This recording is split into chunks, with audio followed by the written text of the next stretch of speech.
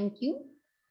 Our first speaker of this session is Mr. Puneet Parashar. He is advisor and COE Organizational Happiness in New Normal founder Happier Beings.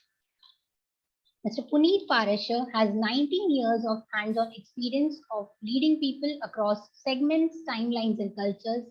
He brings on-ground touch to the issues and opportunities in curating practical experience for facilitation, coaching, counseling, talk sessions, and workshops on professional happiness. He founded Happier Beings, an initiative on science of happiness for escalating professional happiness to enable organizations. Uh, he has also started at work for sustained success and growth path. He has spent last 6 years in researching, practicing, designing, and delivering experiential workshops on science of happiness. He promotes goodness of Vedas for curating purpose and joyful working. He explained and elaborated on the benefits of nature both at work and sustaining happiness. He describes value of community and cause, created #Happier Beings, a global select community for advancing and spreading the cause of happiness. He is equipped in providing creative ideas for enhancing professional happiness. He curates outlooks and inspiration for the enhancement of happier mindset. He speaks and promotes the benefits of creating and maintaining #happinessific temperament. He has conducted experiential session techniques that keeps attendees engaged instead of just sit and listen. He described personal purpose model for inner happiness, bringing hands-on experience of entering industry against all odds and taking all challenges to imbibe the conscious chosen path of happiness. So we welcome you all. We welcome you, sir. Now I hand over the session to you. Thank you, Dr. Aditi, for reading out such detailed, which I have made. I never knew that you will be reading out. So thank you so much for all the kindness and giving me an opportunity to be part of this August gathering here. And first of all, many, many congratulations to Shri Vaishnav Vidyapeeth, Shri Vaishnav Vidyapeeth Vishwavidyalaya, Indore, for conducting such a session. I believe this is the 4th session, and you have Center of Excellence on Happiness, and great work you have been doing for past 138 years, I could understand, as the trust have been into a social cause. And बहुत बहुत आभार सबसे पहले श्री अखिलेश अर्गल जी आपका, आपने अपने अनुभव share किए. It was really a joyful and blissful hearing you what you were speaking about your experiences. And to Dr. Upinder Dhar ji, Shri Purushottam Das ji, Shri Kamal Narayan ji, Dr. Mandal ji, Dr. Anu ji, Satish ji, Shri Supratik ji, Shri Tapas ji, and all the distinguished participants of Anand-Amrit, greetings of joy and happiness to you. ये जो आज का topic है, इसमें I was really wondering a lot on hope and then health and happiness, challenge and solutions. Very interesting topic that you have chosen. These are the times, I think, from 2020 onwards, one problem and after another problem and after another problems. A small virus has completely changed the world. And 2022, we were thinking that we will get some respite, and then we have a geopolitical situation coming up on all of us. So this is the crux of life, a problem after problem after problem after problem. And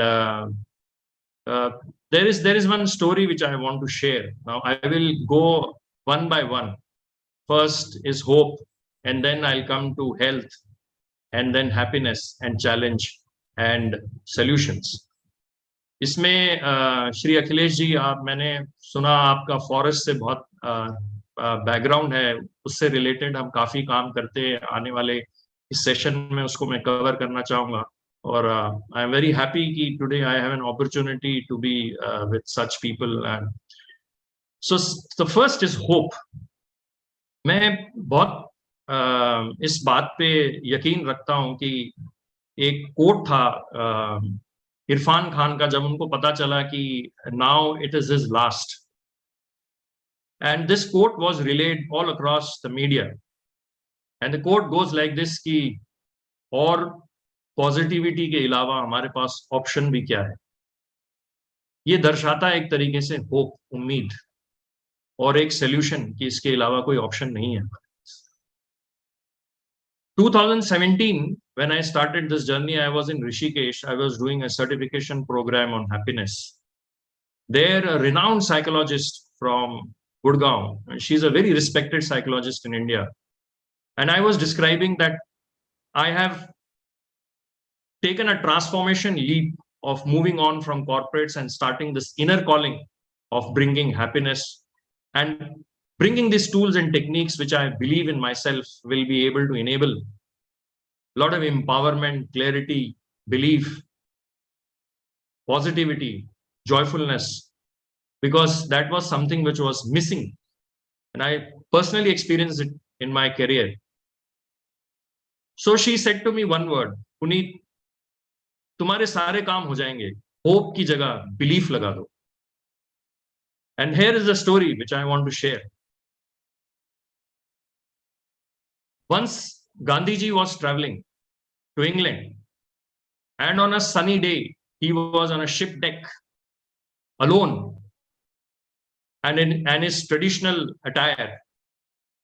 And since it was sunny day, all the English people were out there and they were having sun bath and they were sitting. And Gandhiji was there on the floor of the ship. And he was busy doing his usual work, that charkha, thread katna. And what happened was, a gentleman started to pass some comment on him, and slowly it became a rumor. And then gossip started coming in, and it was becoming really embarrassing and insulting, where they were saying that, look, we are on a raised platform, we are enjoying the journey, we are enjoying this time, we are having our beer, and look at this man, half naked, he is busy with a stupid work. And what this gentleman did was he wrote a note and then he threw that on Gandhiji. Gandhiji took that note and he saw a pin. He took out that pin, he put it in his box and put that note, folded it, wrote something, and then he began his work without paying any attention to what was going on. Slowly, what happened was these people realized and they started making fun of the person who threw a note on him, because Gandhiji did not get disturbed at all. He continued his work. Similarly, there is a small story of Sylvester Stallone. He was bankrupt. His wife left him.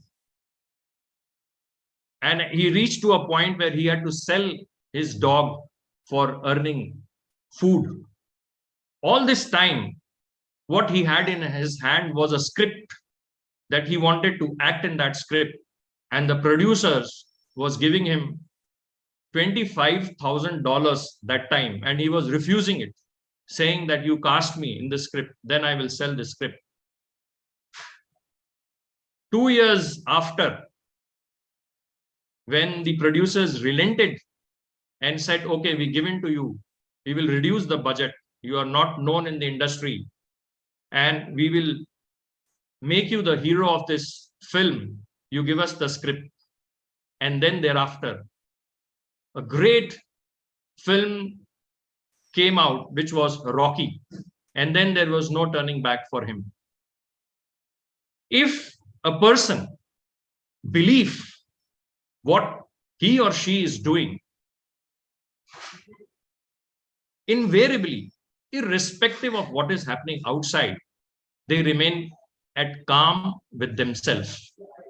They remain focused on what they are doing. And this is the essence of happiness.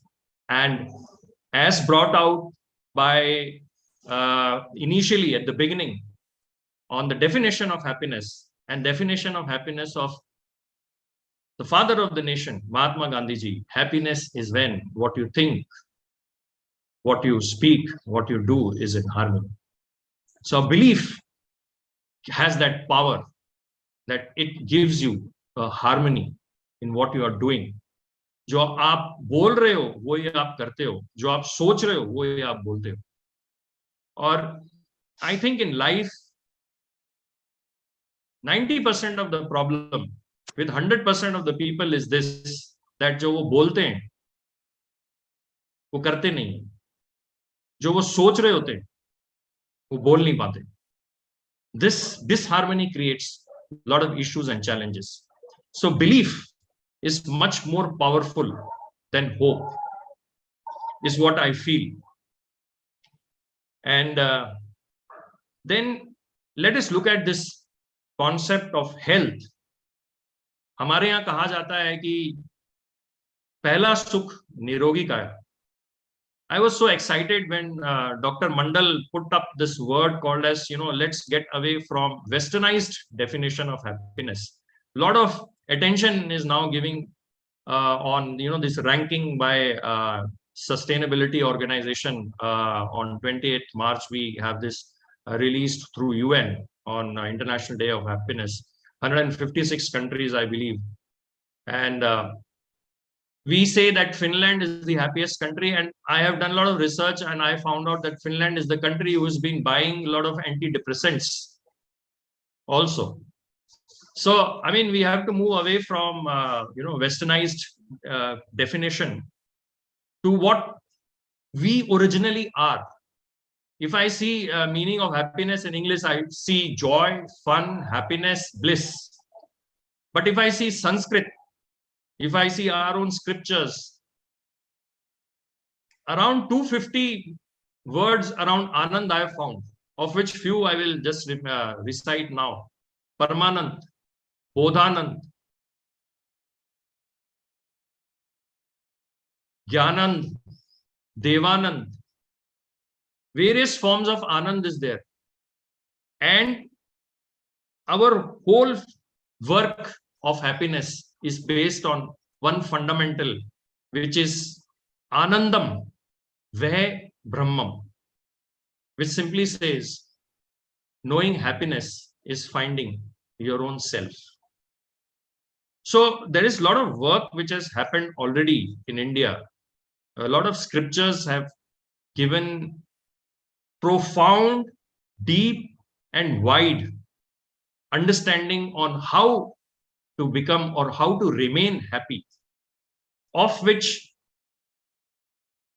health is where a lot of work has already been done. If you see yoga, if you see Rishi Patanjali, if you see Charak, if you see Chavanprash, if you see how we live and we call 5 elements and we, sort of worship them. So this is how our past has been. A lot of that has got destroyed, especially after 800 BC. But now there is some great times and great things happening that we are now going back.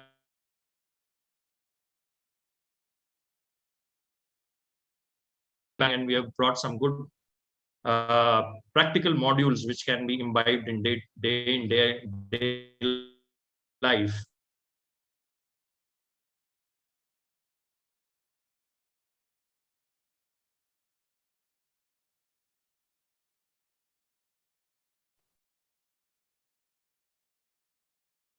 Got some network issue?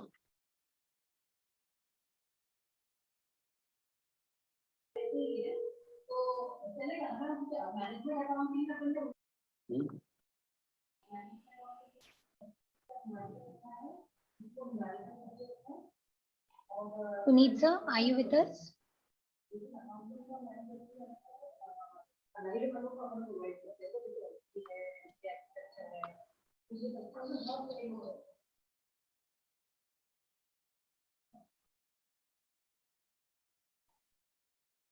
Disconnect हो गए, एक minute.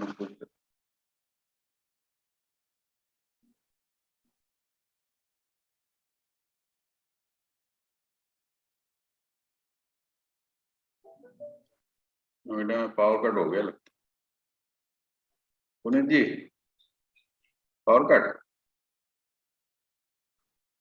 नहीं, disconnect हो गए। Net भी है, अरे तो रिजॉइन कर लीजिए ना, हो गया। Sir, he is there. हाँ, ठीक है, okay. Puneet sir, you are Technology on. glitch.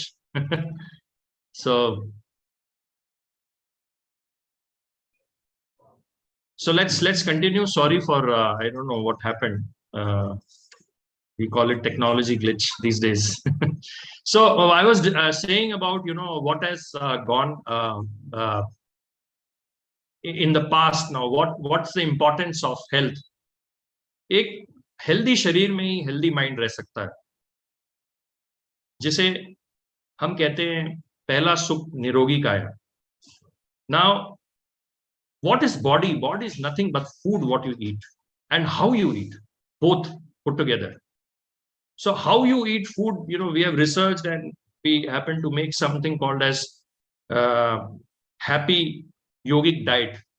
Now these 5 hormones of happiness, we researched and found that curd, when you consume curd, a lot of dopamine is released in your body. A simple thing. And let's say you take care of your body. हमारे यहाँ बोलते हैं कि गर्म पानी पियो और ठंडे पानी से नहाओ. Now what happens? Research says that when you take cold showers, 250% spike is made available in your body. Dopamine shots.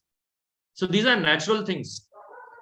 Now what happens? You have that tendency of today, rushing with your food. मैं बहुत सारे लोगों से बात करता हूँ, बोलते हैं कि सुबह खाने का टाइम ही नहीं होता. एंड देन लंच में हम जब बैठते हैं तो हम बातें करते हैं. घर में जब हम जाते हैं तो हम टीवी देखते हैं. खाना देखने के पास टाइम नहीं है आजकल लोगों के पास. I don't know, I mean let's introspect. How many of us would have this feeling of that you have really felt your food, how it is going from your mouth down to your stomach, or how you're seeing your food on your table, on your plate, in your hand. Are you able to feel that food? So this is extremely important. I happened to have a talk with a renowned film star who transformed his body in a very short period of time, and he said that to me, that Puneet, you see, 80% is food and 20% is exercise.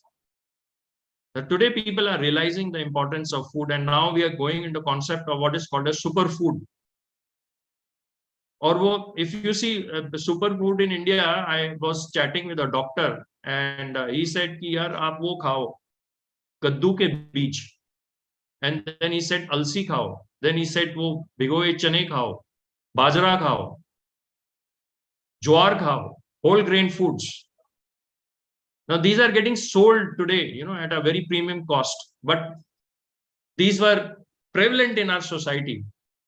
And eat fresh food. Today we call it, this is directly from the farm, this is organic food. So this is the importance, how society, now you are able to now create a business model on organic food. Selling farm products directly to home has become a model which is sellable through apps. A lot of my known friends have left their job and they are now doing and bringing farm-based food to societies which they are living, and they are doing very good. And I'm so glad that these are the times when people are realizing the importance of what they are eating. What we need to do a step further is how to eat food. Small children's, onus is on parents and teacher to make them understand, because every school has lunch break, every office have lunch time. Family eat together. It's a very simple thing that you go slow in chewing your food. Let your food, solid food, becomes liquid and you experience your food. You will be able to know what food is doing to you, which food is energizing you, which food is slowing down to you. This is all personal, but it is all doable. Small things, we have created what is called as SOPs for people. And today, a lot of work has shifted to home. One can easily control that. One can easily imbibe and practice this. And then exercise. Today, if we see, I mean, if you see this own session, we have been sitting from 11. It's now 1:20.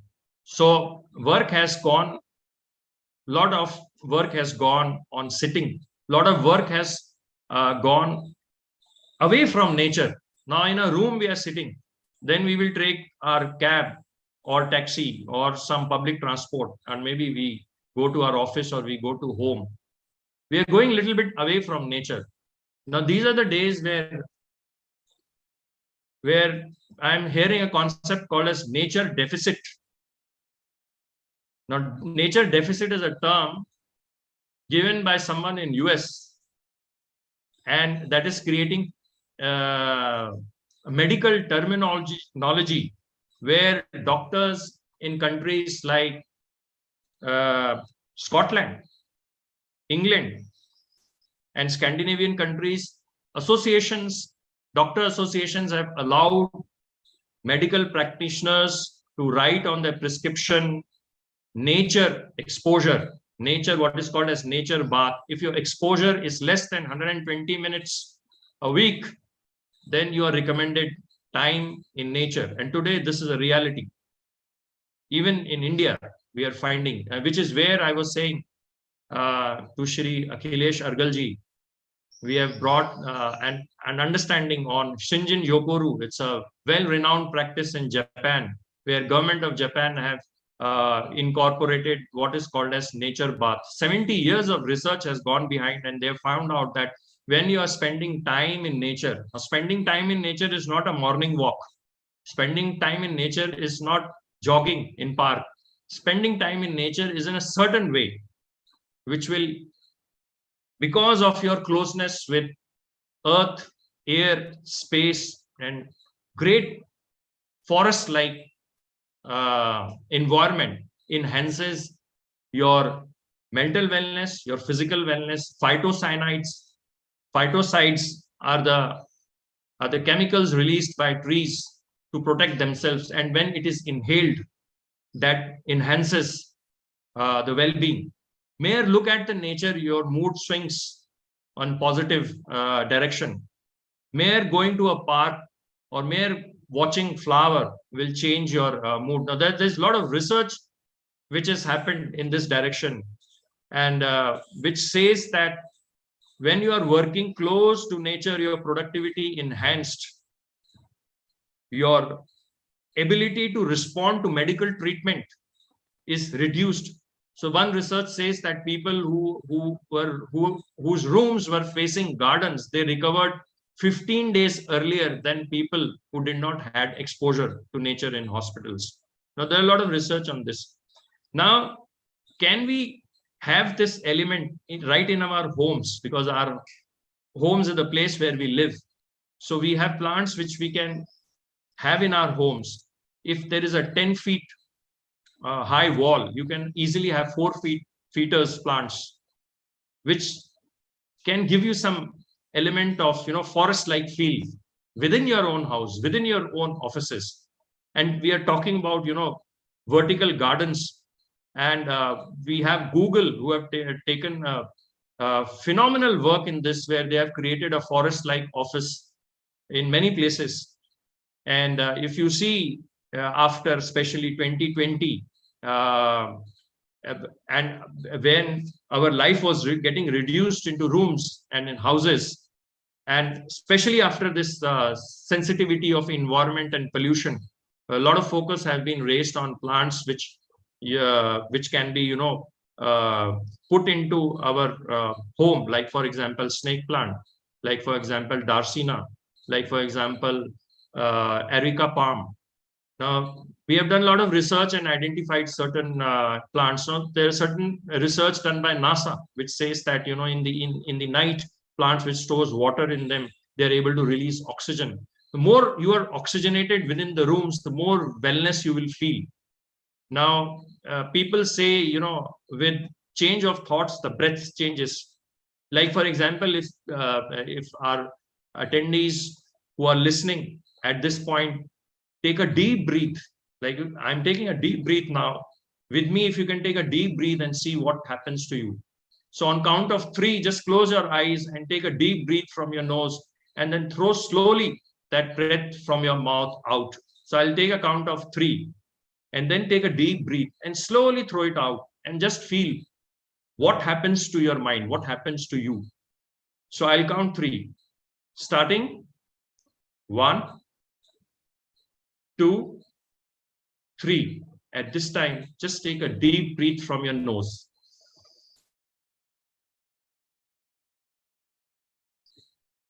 And now slowly throw it out from your mouth.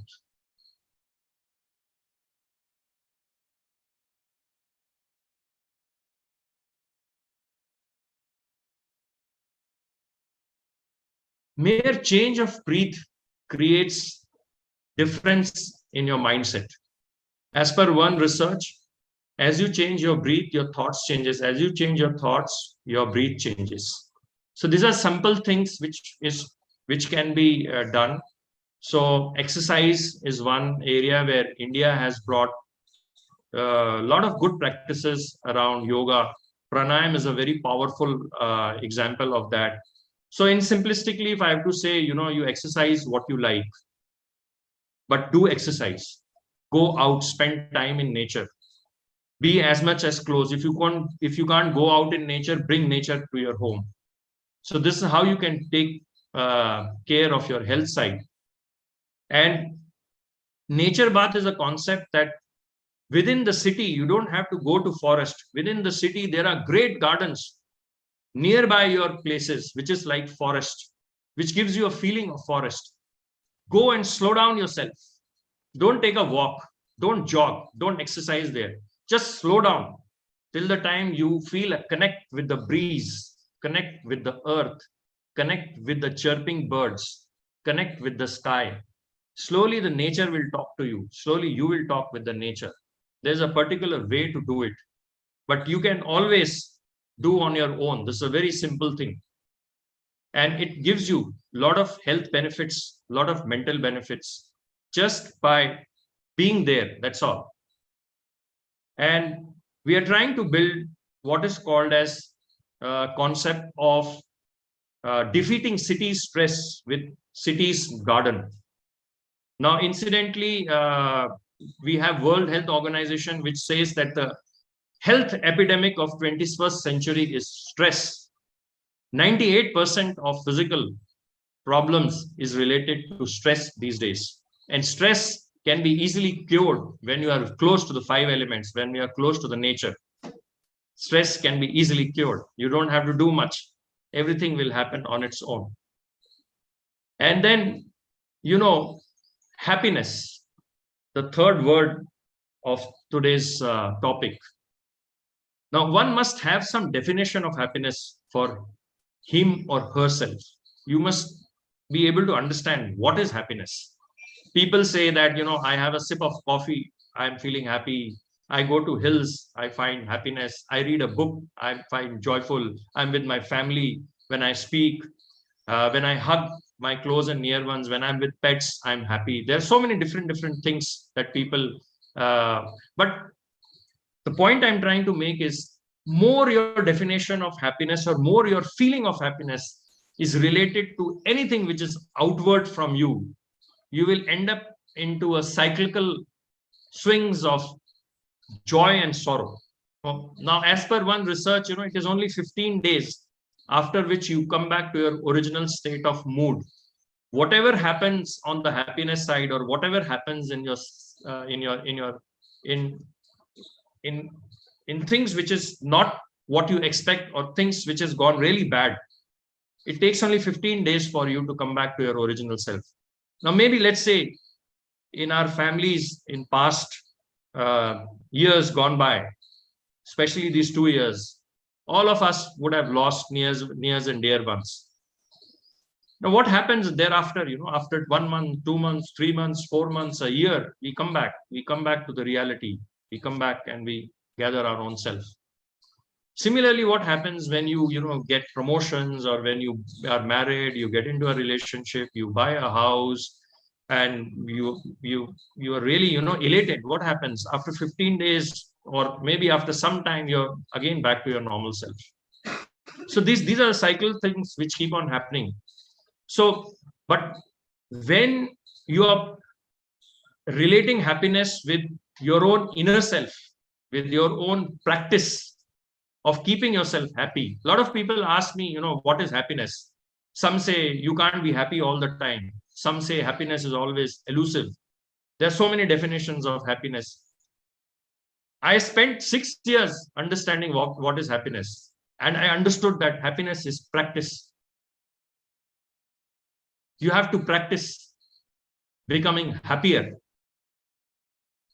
You can always be happier.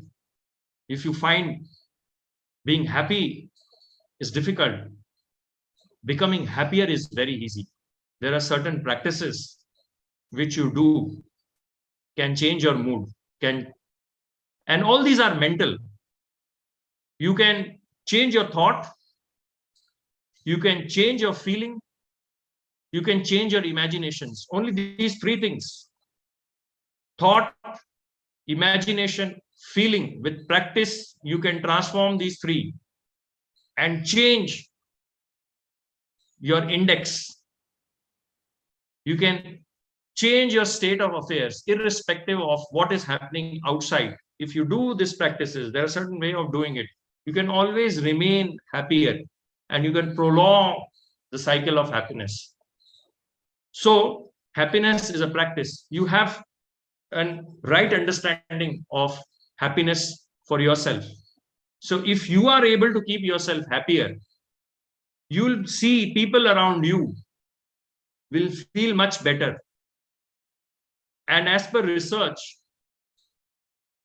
3 layers you can affect by keeping yourself happiness. You, one who is very close in contact with you, and the ones who is in contact with those people. 3 layers you can affect.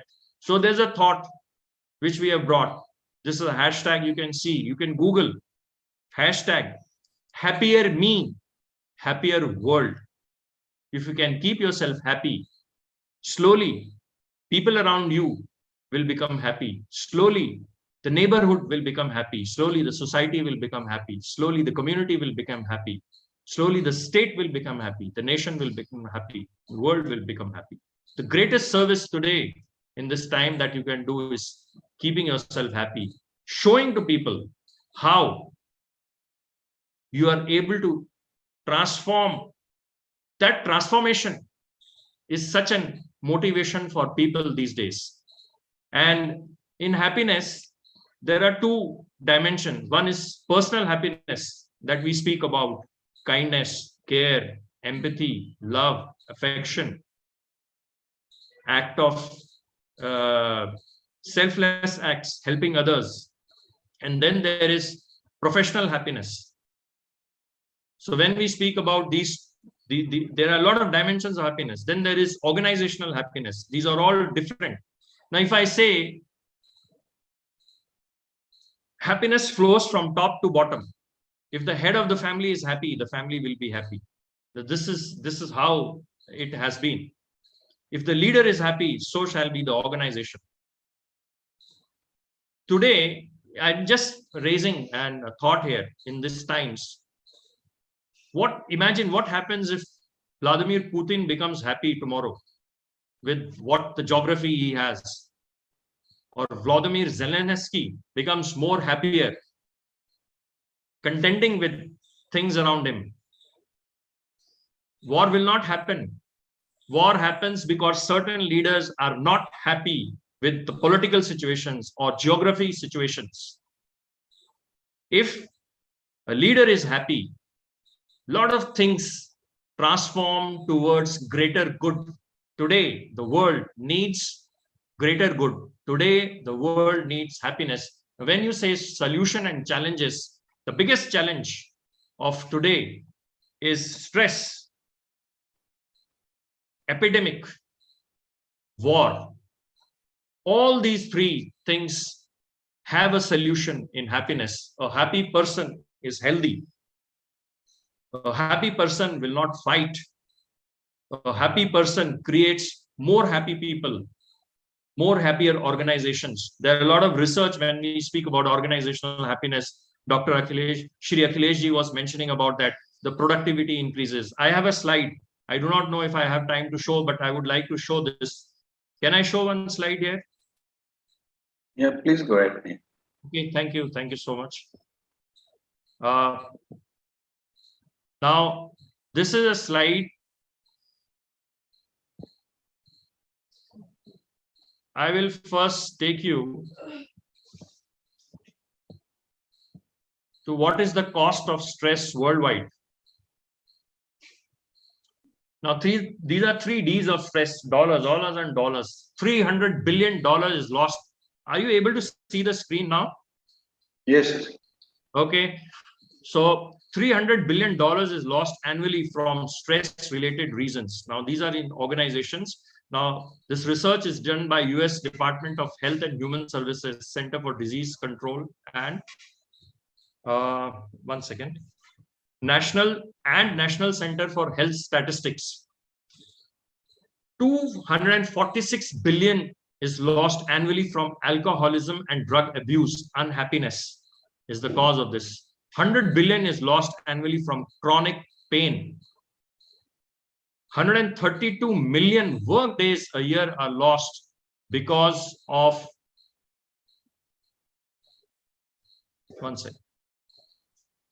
stress-related absenteeism and lost productivity. Unhappy people report, when they are reporting to work, their mind is somewhere else and they are somewhere else.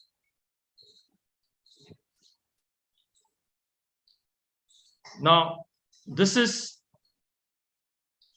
the cost of stress. 80% of all modern diseases have their origin in stress. In UK, 40 million working days per year are lost directly from stress-related illness. I think I've lost my screen just once again. Let me share it once again.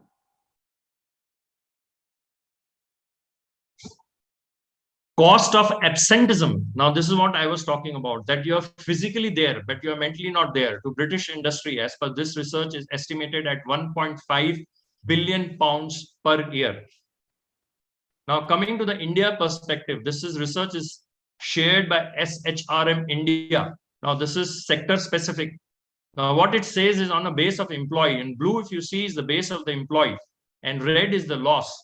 In finance and banking, 105 crore loss for 5,000 employee base. In a sector like IT and ITES, 49 crores loss for an employee base of 10,000.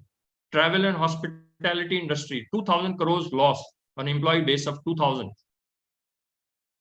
And this is a very interesting research. Now, this is done in Educational Institute by Professor Sibanath Dev. Is published in Asian Journal of Psychiatry. Now, he says that stress manifests in 85%, fatigue, difficulties to concentrate 78%, headache 77%, mood swing 74%, nervousness and anxiety 62%, sleep disorders 63%. Now, this is done on students.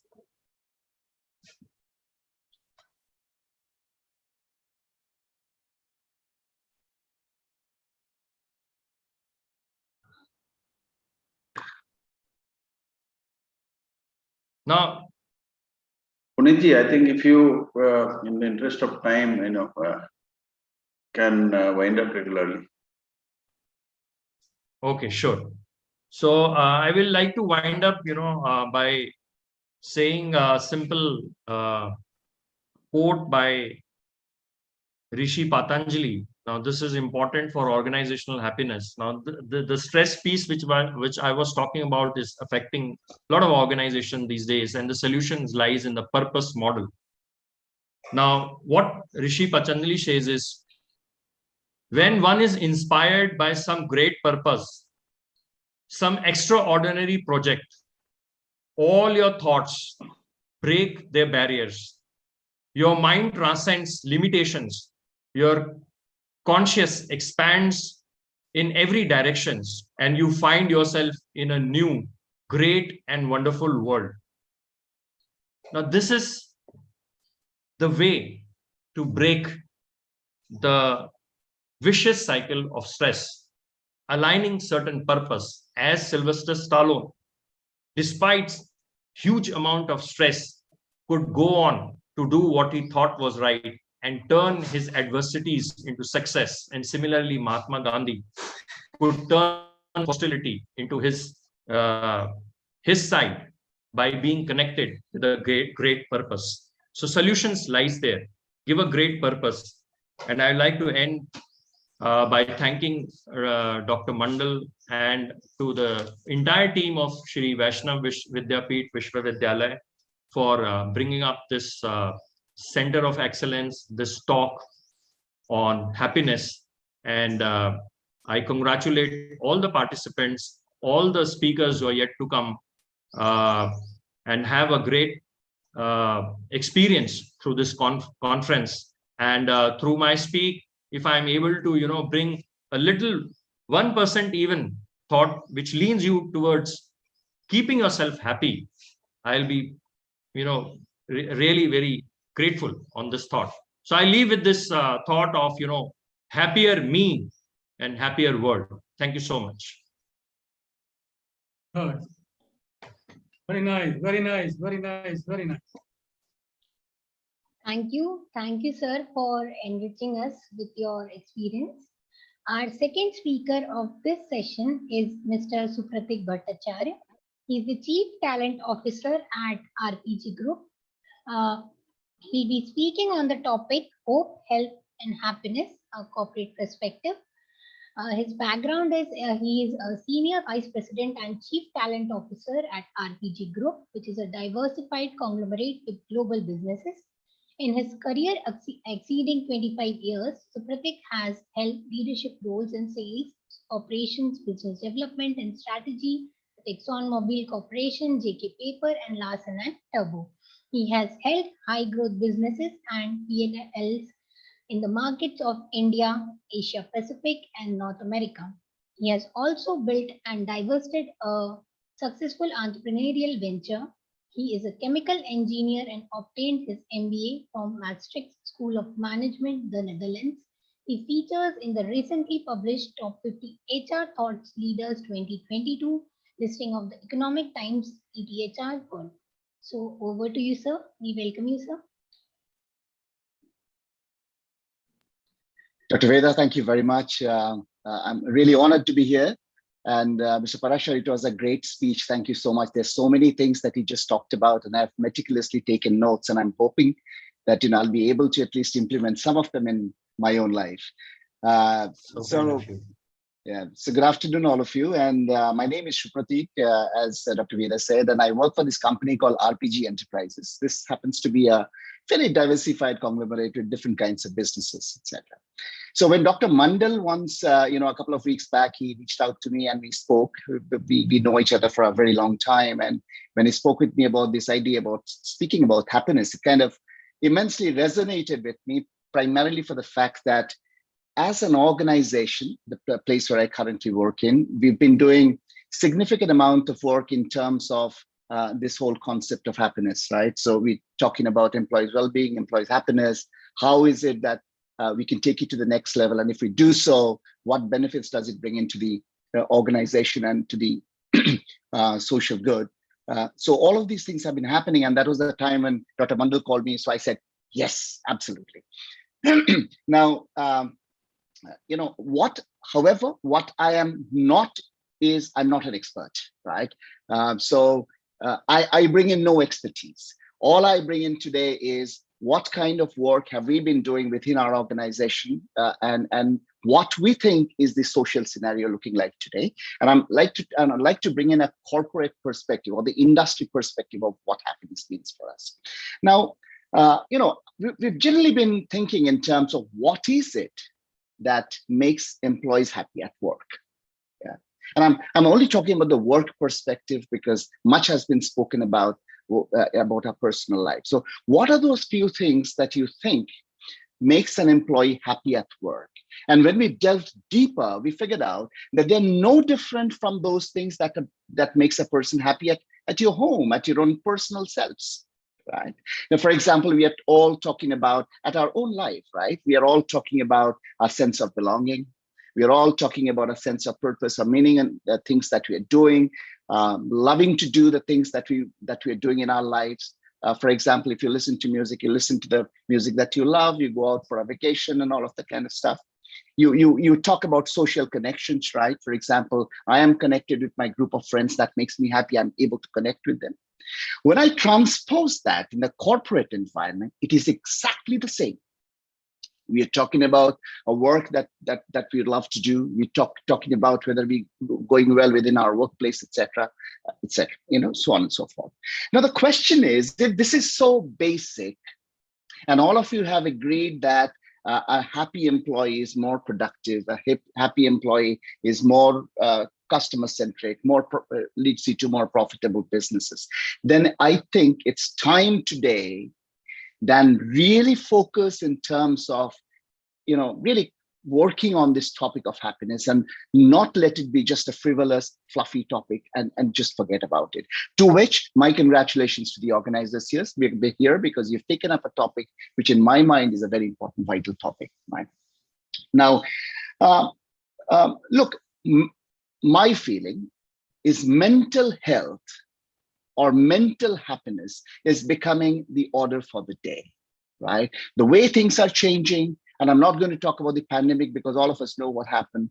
The pressures of work are changing. Businesses have become changed. It's a global environment all around. So there's a huge amount of mental health focus that needs to be brought in, and therefore, and if I'm connecting back to the things that I said that makes us happy at our homes. So if you're talking about, if you have a partner, we are talking about how well we go with our partners. Do I connect well enough with my partner or not? That makes me happy. Likewise, if I have a job, the quality of my work, do I get along with my colleagues at work? That's what drives me to be happy. The quality of my community, the place where I live in, that makes me happy. My physical health, that makes me happy, right? So all these things changing, so there's a huge impact of focus on health. So, and we are seeing that more and more, the quality of work that we do in a corporate environment, that has a huge potential in terms of driving happiness at work. Now, here's a shocking finding, all right? This is what we found. And this is not just us. There has been a lot of research. We've been talking with some organizations like the McKinsey and Company. And this is what we shockingly found. We found that on an average, all right, people don't like their work. Either it is extraordinarily exhausting or it is utterly boring and frustrating. Shocking. We keep saying that, we love the work we do, we got to be focused, we really need to be engaged. But the truth is that people don't find work engaging. But then people are still working. Why? People are still working because at the end of the month, I need the money, right? My job gives me my social standing, right? I create a lot of social connections at work. Okay, I have a sense of meaning when I'm working somewhere. Doesn't mean I'm doing a meaningful job, but I have a sense of meaning when I'm working somewhere, right? So, but imagine for a moment that if we could get in a sense of meaning turns into meaningful work, what would happen if into my work area, because that's the place where I'm spending 2/3 of my life, right? Imagine the amount of time you're spending in your work. If you could make that work meaningful, if you could make the work, something that you love to do, what do you think will be the change that will bring in, right? So another shocking truth. Okay, this is another from the research that we did. Another shocking truth is, in that time of the day or the week, the most unsettling time of our lives is the time that we spent with our bosses. Unfortunately. So there is this anxiety and fear that people go through. and not motivation and inspiration, what should have been the case. Correct. So, and this is straight out of research. This is not what I am saying. And I'm not saying that this happens in my organization, doesn't happen in yours or whatever, but no, I'm not saying any of that. I'm just saying research proves these two shocking truths. Okay. So, therefore, I think the focus is more and more coming out onto that boss or that leader of the pack. All right. Saying that, look, if people, the little bit of time that they spent with me, if they find it full of anxiety and they find it so much of fear, then what is it that the boss can do to lead the pack? Okay. So now think a little bit from the boss's perspective today. Leaders or the bosses have been under so much pressure that never been before, right? You want your customers to be happy. You want your customers to be profitable. You want your focus on customers. You want to keep your businesses viable. On top of that, now we are also talking about keeping your employees happy and safe, and that's not easy. Correct. So on one hand, if you're sitting on a board meeting, your shareholders are calling for insight and foresight and farsight and whatnot. People are talking about what path-making strategies are you bringing in. People are talking about agility. People are talking about resilience. Correct. People are talking about, and on the government wants you to contribute to the social agenda. For example, they want you to be a sustainable business. They're talking about social justice. On top of all of that, now we are talking about, hey, you got to keep your employees happy. If you don't, your businesses don't perform. That's not easy, right? So for the industry, ladies and gentlemen, I think we have got a very, very defining moment today. All right, we've got two options. And those two options are we either stand there paralyzed or we move forward and create what we call is social value, right? And that social value, ladies and gentlemen, according to us, what we have found out, that one way of creating social value is to increase job satisfaction or making it a meaningful work and a purposeful work. That's the only thing that we found out, that if you could make your work meaningful, if your employees get meaning out of the job or the purpose out of the job, and if they're satisfied at the end of the day, you have added social value. You know why? That's because it's directly proportional to the employee's well-being and employee's happiness. So in short, therefore, I can easily say that if I'm able to create job satisfaction, I'm directly impacting 2.2 billion people working across the world. Well, that's interesting, isn't it? So job satisfaction leads to employee happiness, leads to my satisfaction in my life. When I'm a happy employee, I'm doing proper work, as sometimes Dr. Mr. Agarwal just said some time back. Happy employee is more productive employee. We are more customer-centric employees. We are collaborative employees, etc. And who impacts that? We just found out: the bosses. The focus, therefore, dear audience, is more and more on the leadership. Okay, so, and remember, I just said that relationship with bosses has a great impact on the job satisfaction that we're talking about, which is the second most, or one of the most important factors of employee well-being. Okay, now this is not easy. We are talking about if you're talking about every boss will have to now change their behavior, that's not going to happen, right? It is not easy for a large organization to suddenly one day wake up one morning and say that, hey, from today, all my bosses are going to behave different. It doesn't work that way, right? So what are we doing?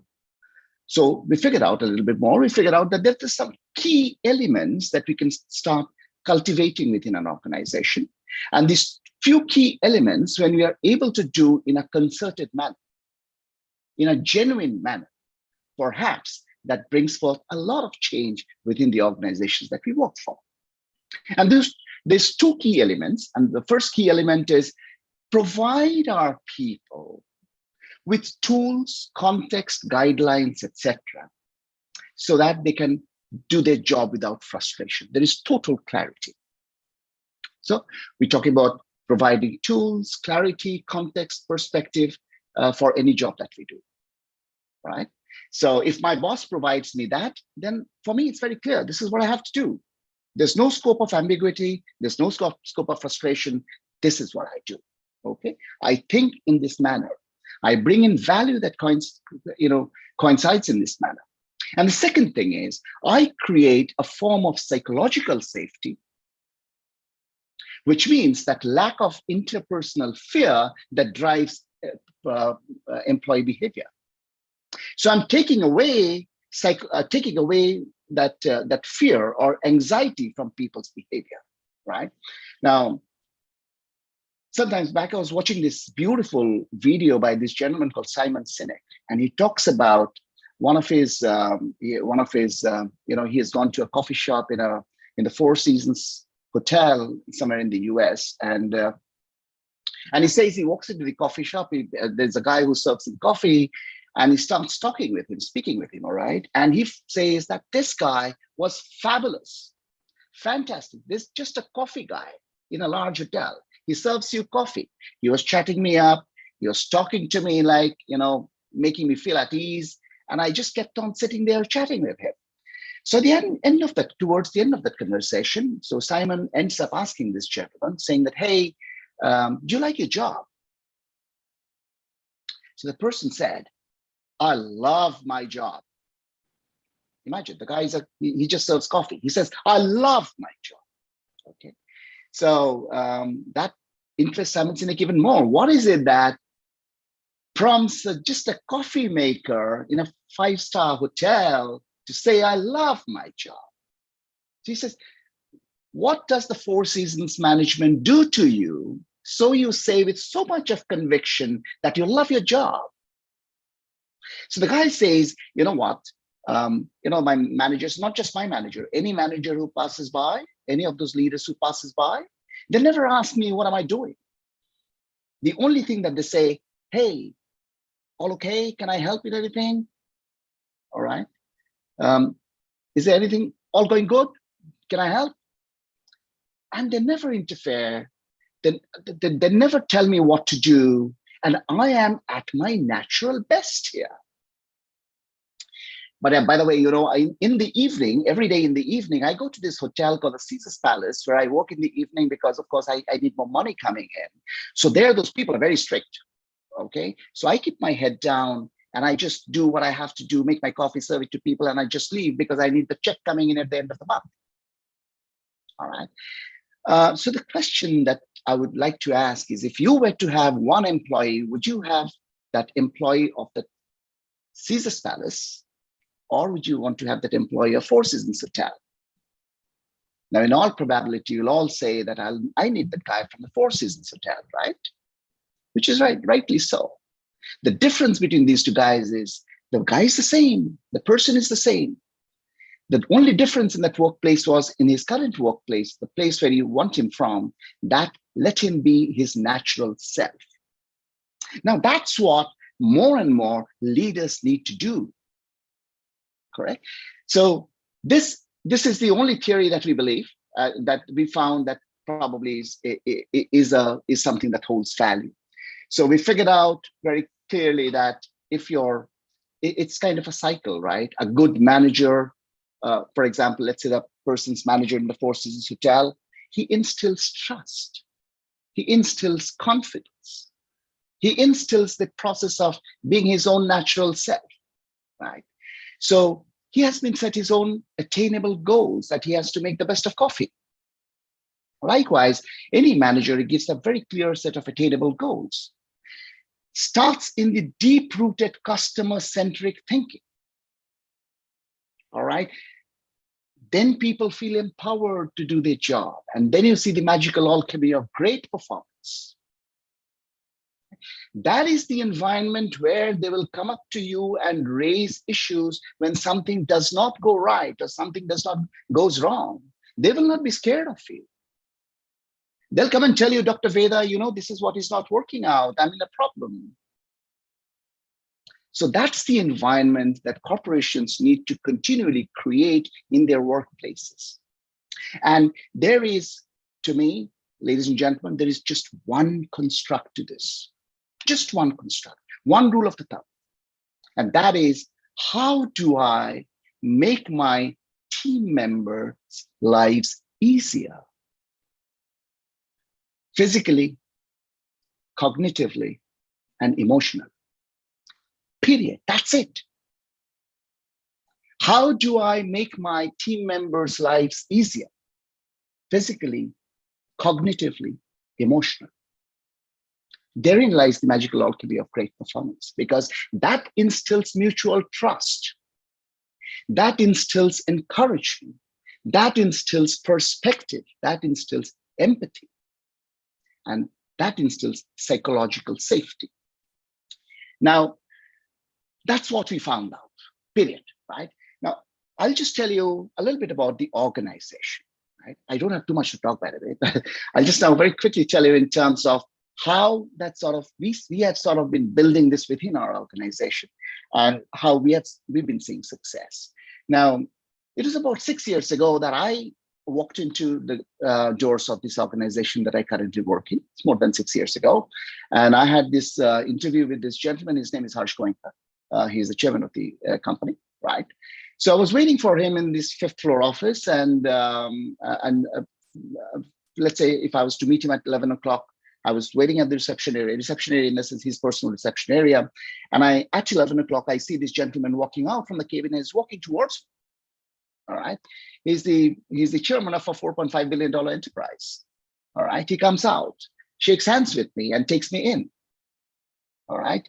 We have a discussion, we have a conversation with him, which lasted for about, I've forgotten now, but maybe 45 minutes, an hour, I don't know, right? At the end of that conversation, we shake hands, he gets up, opens the door for me. I thought that's the end of it. So no, he's coming, he came out with me, all right? I thought, okay, now he'll go inside. He didn't. He walked up with me till the elevator. And I am feeling by then I'm feeling very uncomfortable because I'm thinking, whoa, what's going on? Is it really, I'm feeling very, very, very uncomfortable because here's the chairman who's walking me up to the elevator. So he presses the button of the elevator. I'm standing there, okay, and I'm saying, Mr. Goenka, it's okay. I can manage. I can find the way. No, he said very nicely, no, you're my guest, okay. He waited for the elevator to come. I walk into the elevator. I thought now he will be gone. He didn't. He waited there till the elevator door shut. To me, that was a lesson of, I don't know what. And that lesson I carry with me till date. I went home, I went through this organization's website, and I told my wife that, I really want to work here. And because one thing was ringing very clearly in my head, that if the leader does that, imagine what culture these people must have created, right? So then I walk into this, going to this website and find out that they have got a vision statement. And the vision statement says, unleash talent, touch lives, outperform, and be happy. And be happy was there a smiley. So that, and I was like, now a little more intrigued. I'm saying that, whoa, so perhaps I've never seen a vision statement in this whole world which has got a smiley in it. Vision statements are supposed to be very formal, right? We will make so much of money. We will have the best of marketplace. But here is an organization which said unleash talent, which means that we are what we are because of our people. It says touch lives, which says that we will continue to touch lives, whatever we do within the organization or outside, through our practices within or outside. Outperform, because the first two things are good things to do, but if you don't outperform, you'll do nothing. So we have to make money, so we outperform. And finally, the statement says that, all those three things, they will never be sustainable if your people are not happy. Hence that smiley comes in. So once I started working within the organization, I started figuring out that there's a huge focus on that last thing, which is that smiley.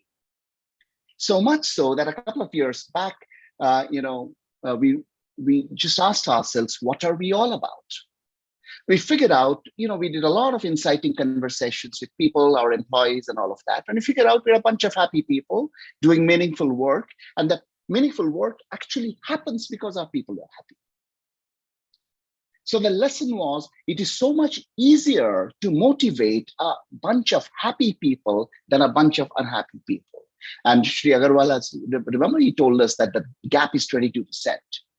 10% here and 12% that side. So, so then we coined our corporate tagline today, which is called Hello Happiness. And I find it extremely, interesting when people say that, hey, you're a for-profit organization. Why do you always keep talking about being happy? And it takes me very little time to tell them, that's what makes us a profitable organization. That's what makes our people stay with us. Okay, so we have painstakingly gone, refreshed, and redrafted our values of the organization. And the values are respect, integrity, passion, openness, courage.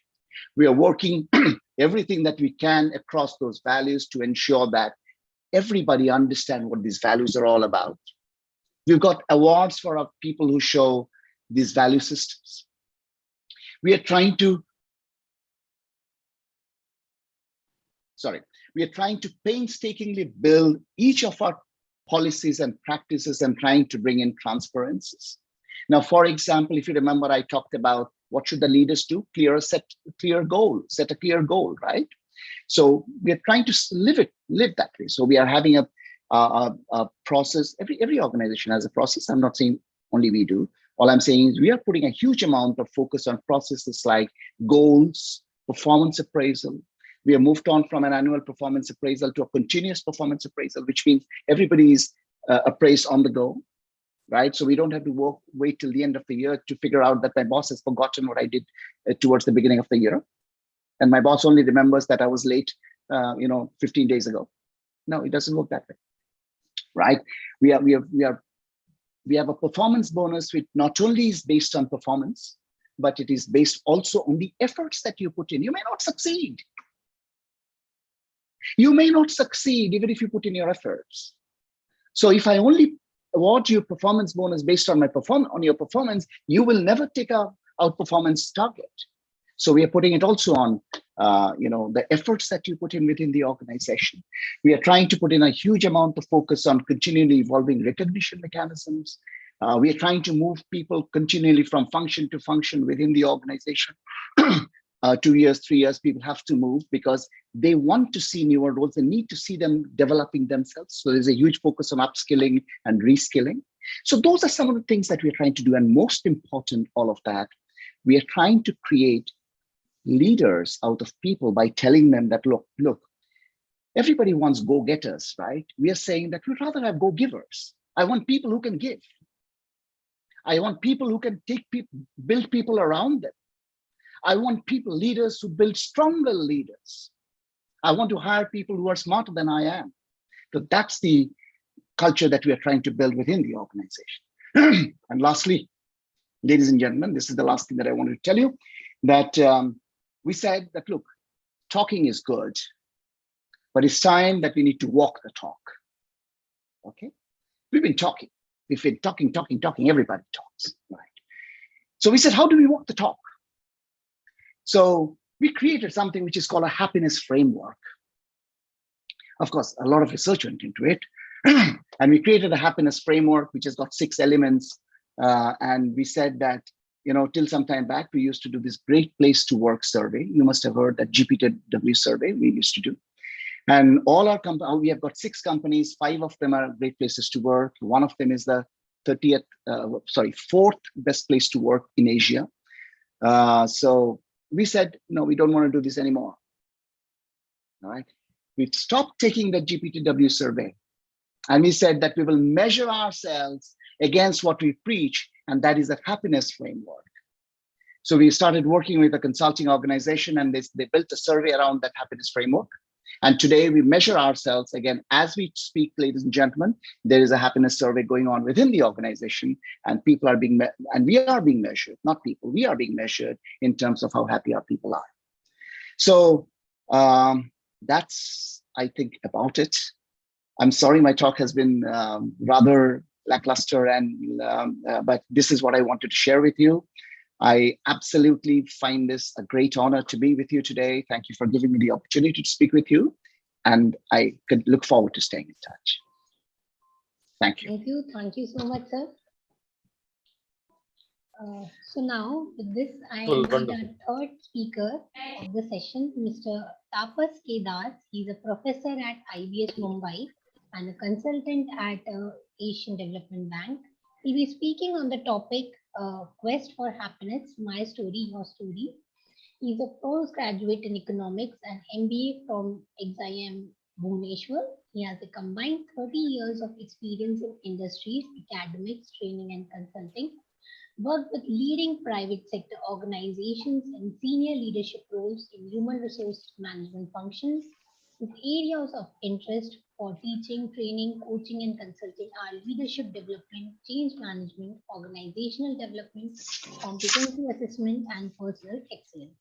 He has been trained by global agencies and is a certified practitioner in executive coaching and assessment and development center. Yes, he's currently a consultant with Asian Development Bank, has carried out major assignments with private sector organizations and social sector organizations. He's also teaching MBA students in Premier B School in Mumbai and was awarded Best Faculty by IBS Mumbai in 2018.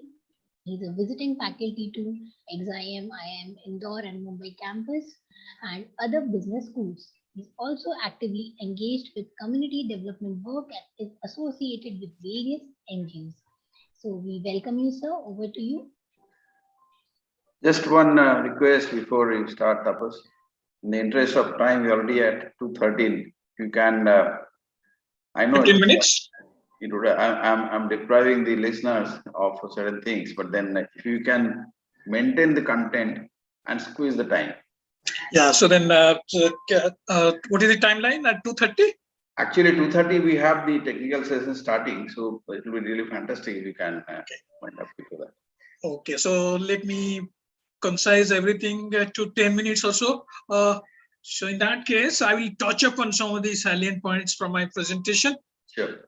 Right. And I would request Dr. Aditi to allow me the screen share. So you can. Yeah, I can. Okay. But before that, thank you very much, the organization, first of all.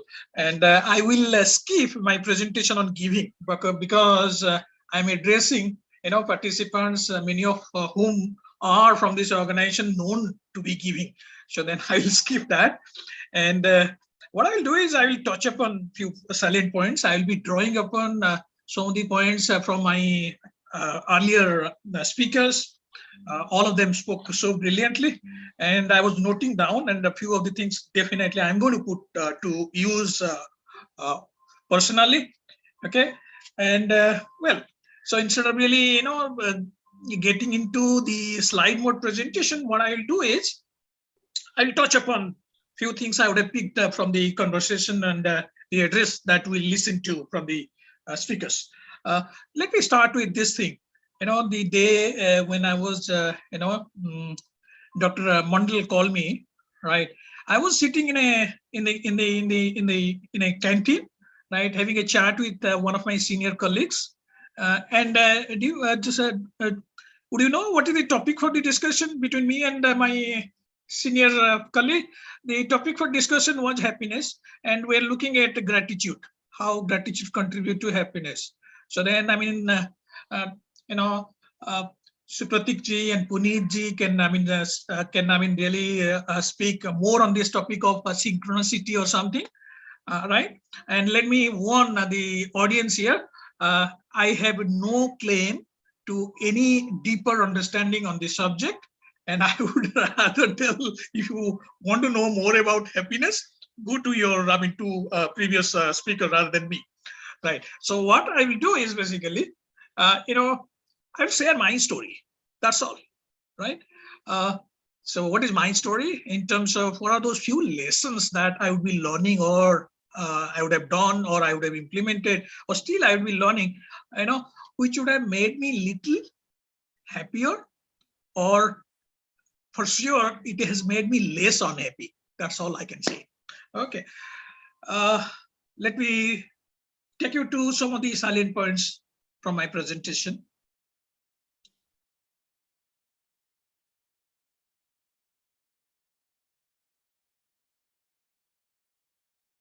Right. Okay, the first slide that came here was what drew my attention is this one. I think you would have seen the video or the photograph of this gentleman there taking Padma Shri award, receiving Padma Shri award from the President of India, right? He was in the news recently. So what is the age of this gentleman there receiving the Padma Shri award? 125 years. 125 years. So don't expect any answer from me, only the question. And the question to the audience is this: what takes this 125 years young man, right, live a life of, you can say, life of purpose, or rather, I mean, the simple question would be, what keeps this man going, right? And you will have your answers. Okay, so I'll just randomly get into some of the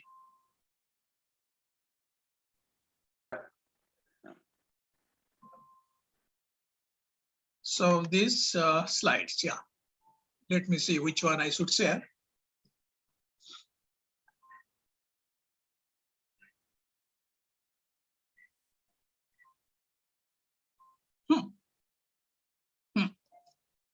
I don't have to read it. Just take a minute or so to go through. This is Steve Jobs. This is Stanford speech, where he was addressing young MBAs. And this is what he said. It is a famous speech anyway. And I request the youngsters here who are present, please listen in and watch this video multiple times.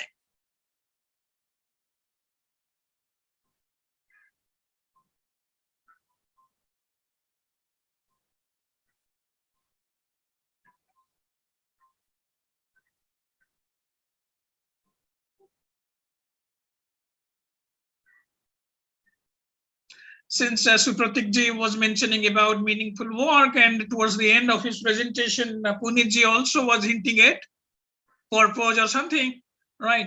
I need not elaborate. But what passion does is, I will again go back to Steve Jobs' Stanford speech. What passion does to us.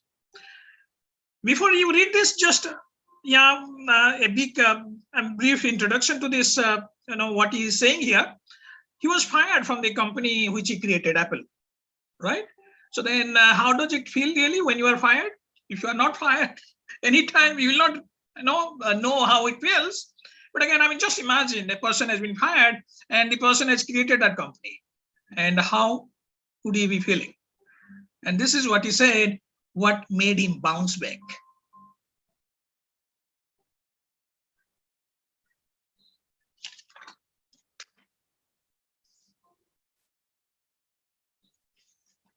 Right.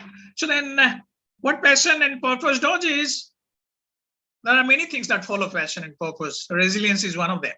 And I would have seen that some of the people really not exactly risk-taking, right? And just because they're driven by what they are doing, they would have shown a lot of innovativeness in their work, and they also would have taken a lot of risk, and they have done very well in their life, right? So that's what passion does. Innovation, risk-taking, a lot of other things that follow passion, right? Okay, so then I would like to show you a small video. Let me see if I can share my screen. By the way, Supratik ji is, the chairman of the company is Harsh Goenka. I would like to skip a slide with a quote from Harsh Goenka. Money is important, yes, right? Money is important. So this is what he's saying about money.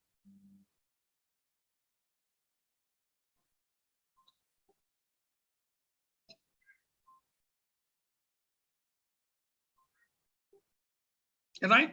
Okay.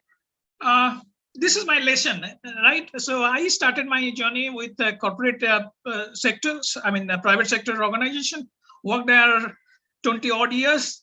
And then towards the end of my corporate career, I was feeling empty, even though there was all external trapping of success there, right? My family was feeling proud of me, colleagues, friends, they were appreciating my work, all that was there. But again, inside, I was feeling empty, right? And that led me to make this transition from, corporate to campus. And today, in a way, I guide or, help students really how to make that transition from campus to corporate. but my journey, corporate, and then of course, transition from corporate to campus. Okay. So then you have to make a trade-off. It was not a very easy journey that way, right? Once I made that transition from corporate to campus, there were a temptation. There would have been few offers to go back to the industry. Of course, money was a big temptation. And will you believe, when I was in the industries, my father was very proud of me, right? So then he will find a way to introduce me to his friends, right? So is my son, younger son, working with this company or that company. And when I left my corporate job to be in academics and consulting, my father thought this is not a cool job, right? Not a very glamorous job. Okay, so then he won't be introducing me to his friends, right? He will be keeping quiet. Okay, so what I'm trying to hint is there will be challenges really when it comes to when you make that decision, right? Whether to follow your passion or not. Okay, and my lesson is you have to make a trade-off. Life is all about trade-off. Sometimes we'll have to make a trade-off, right? So then in the process, you got to develop that sense of acceptance, gratitude, and so on and so forth. I'm not elaborating here. I'll go to something else. Now I will take you to a small video. Just take a look at this video.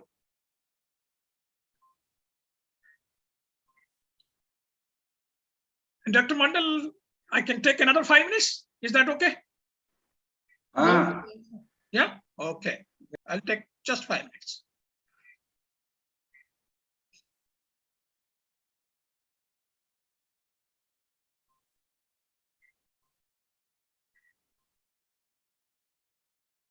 This is my Twitter page. Yeah. This one. Are you able to see my videos? I mean, my Twitter? No, you have to stop sharing and then share again. That will be better. That will be better. Okay, I'll do that. I'll do that.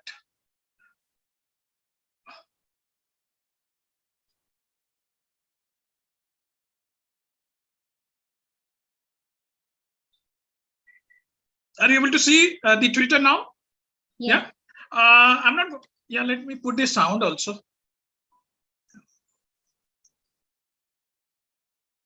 Yeah. So this is me. Some 6 months back in my hometown, rather in my village, and playing with my pet. Right.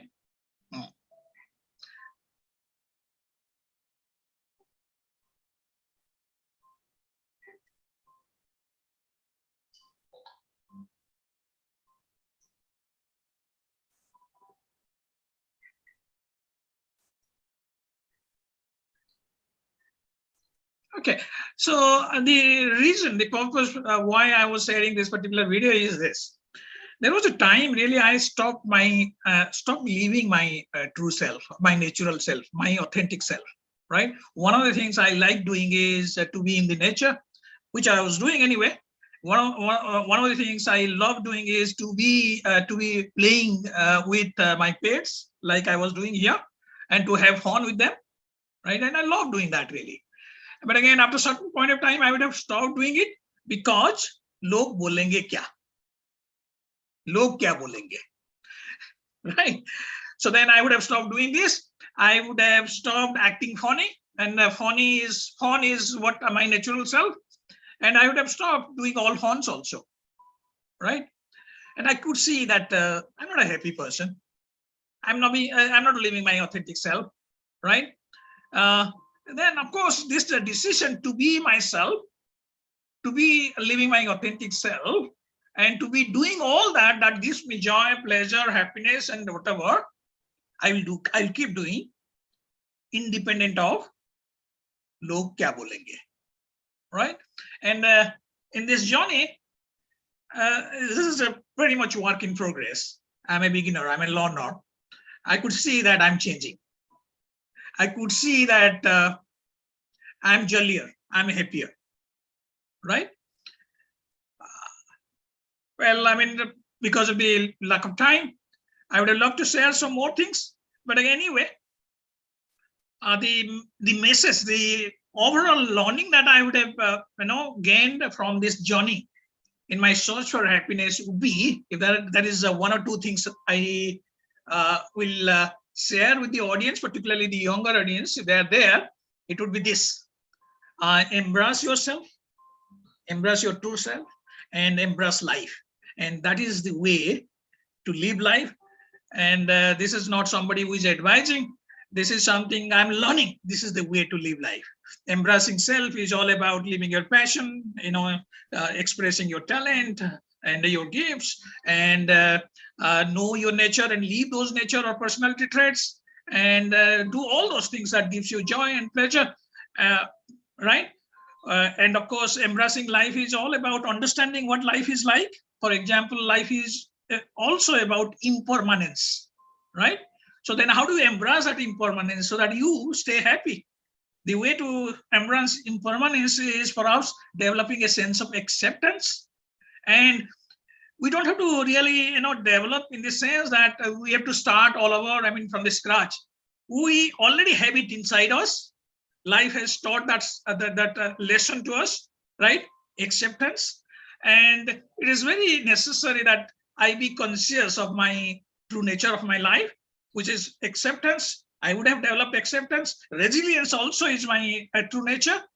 And looking back in the past, there are incidents, there will be adversity where I would have really, thought I will not be able to deal with this particular adversity, right? But finally, I would have overcome that adversity. Looking back, I would have shown qualities which would have enabled me to deal with the adversity, and finally would have overcome that adversity. So a lot of us, not a lot of us, all of us have this experience. So we human beings by nature are resilient.